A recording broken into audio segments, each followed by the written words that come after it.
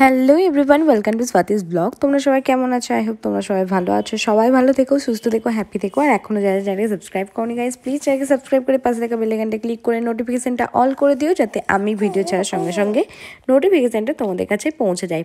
আমার রুমটার কি অবস্থা হয়ে যাচ্ছে দেখতে পাচ্ছ তো, এর আগের ভিডিওতেও দেখিয়েছিলাম। এটা যে পরিষ্কার করতে আমার কি অবস্থা হয়েছিল সেটা মানে শুধুমাত্র আমিই বুঝছি।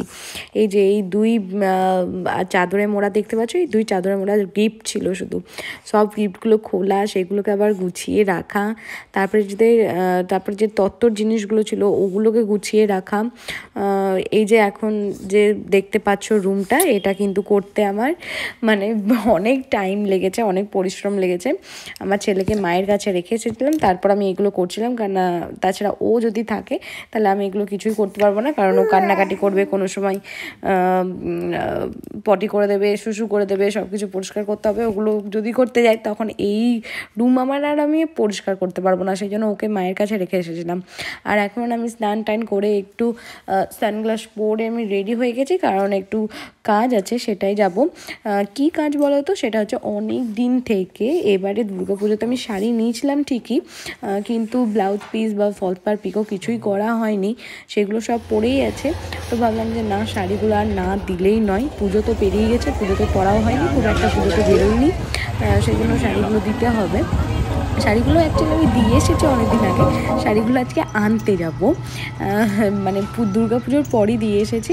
তো এখন হয়ে গেছে, আমাকে ফোন করেছিল, তো শাড়িগুলোই আনতে গিয়েছিলাম আর কি। আর দেখতেই পাচ্ছ 2 ব্যাগ পুরো শাড়ি, অনেক শাড়ি জমা হয়েছিল।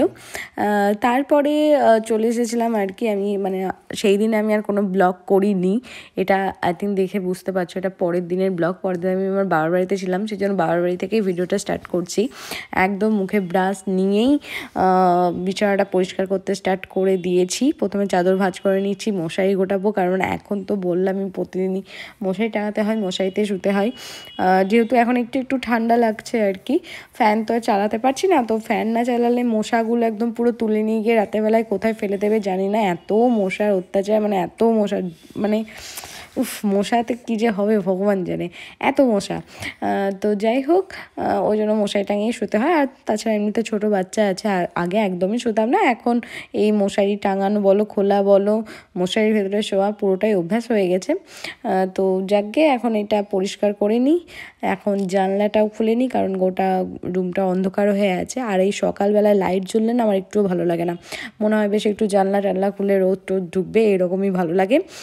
তো তারপরে আর ভিডিও করিনি, একদম লাঞ্চে মা অনেক কিছু করেছিল, সেটা তোমাদের সাথে শেয়ার করছি। শাক, বড়া ভাজা, ফুলকপি আলু ভাজা, যেটা আমার সব থেকে ভালো লাগে খেতে, কেঁদুরি ভাজা, আর একটা কী ছিল, ওটা আলু সেদ্ধ ছিল, পোস্ত বাটা ছিল, আর একটা টক ছিল, মানে 5 মেশালি টক, সব কিছু দিয়ে। তো মেনুটা বেশ দারুণ ছিল। তো একদমই নিরামিষ খেয়েছি, কারণ আজকে যাব হচ্ছে সন্ধ্যাবেলায় পুজো দিতে, ওই জন্য বিকেলেই আমি রেডি হয়ে গেছি। বাবুকে নিয়ে যাব না, তো বাবলা কালীতলা যাব, মানে হসপিটাল কালী। এখন পুজো হয়, এই মাসেই পুজোটা হয়, ওই জন্য পুরো কাঁচা জামা কাপড় পরে রেডি হয়ে গেছি। আর যাব এখন ফার্স্ট আমি কিনতে দোকানে, সেটা হচ্ছে মায়ের জন্য একটা শাড়ি নেব, মানে কালীমার জন্য একটা শাড়ি নেব, তারপরে 16 কলা 16 মন্ডা, এই আলতা সিঁদুর এইসবই নেব আর কি, ধূপকাঠি মোমবাতি। তো এখানে আমার নেওয়া হয়ে গেছে। আর এখানে আমি তোমাদেরকে শাড়িটা ভালোভাবে দেখাতে পারলাম না, জানি না কতটা দেখে তোমরা বুঝতে পারছো, ঠিক আছে, কারণ ব্যাগের ভেতরে ছিল, তো দোকানে গিয়ে ভিডিও করার মতন আর ওরকম পরিস্থিতি ছিল না।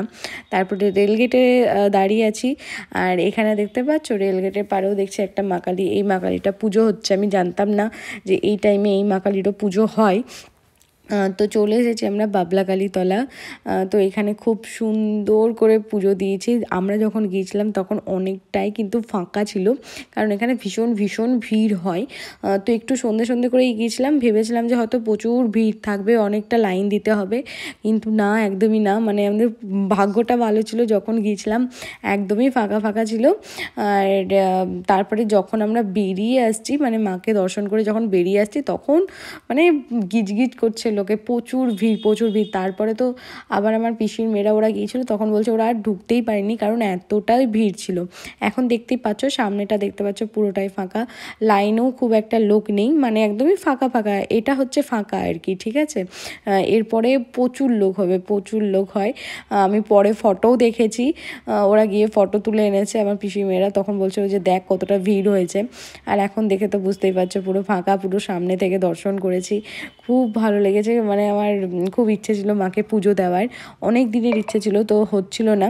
তো ফাইনালি আজকে চলে গিয়েছিলাম বাবলা কালীতলা, আমি আর মিতুনি গিয়েছিলাম। আর এই ভিড়ের মধ্যে বা আমাদের বাড়ি থেকে না অনেকটা দূরে, এই কালী মন্দিরটা হসপিটাল বলো অনেকটাই দূরে, ওই জন্য পুচকুকে নিয়ে আসা সম্ভব নয়, ওই জন্য আমরা দুজনেই গিয়েছিলাম। তারপরে আমরা যেহেতু বাড়ি থেকেই পুজোটা নিয়ে গেছিলাম, ওখানেও পুজো কিনতে পাওয়া যায় আর কি, মানে ফল টল সবই কিনতে পাওয়া যায়, তো ওখান থেকে আমরা আর কিনিনি, আমরা যেহেতু নিয়ে গেছিলাম তো সেই জন্য গিয়েই জাস্ট একটা কাউন্টার ছিল সামনে, ওখানে পুজো দিয়ে দিয়েছি। আর সামনে এখানে এসে মায়ের কাছে ধূপকাঠি মোমবাতি ধরাচ্ছি, মাকে দেখাচ্ছি, তো তোমরা দেখতে থাকো।